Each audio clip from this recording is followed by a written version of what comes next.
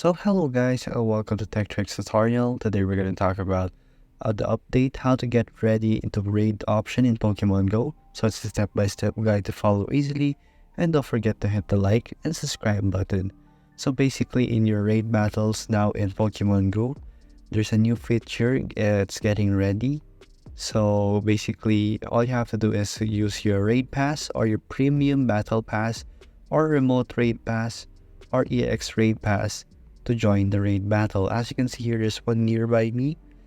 So you'll have to use remote raid pass for this to work.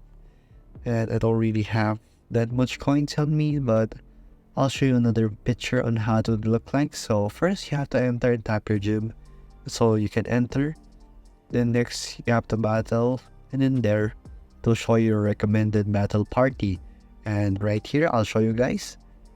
Here you will see the ready button. All you have to do is just ready and you're good to go.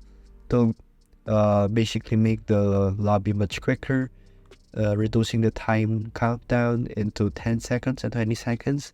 So it will start sooner or later. So basically that's just the function of the new raid button or the get ready button here in Pokemon Go. And thank you for watching this video. See you again next time.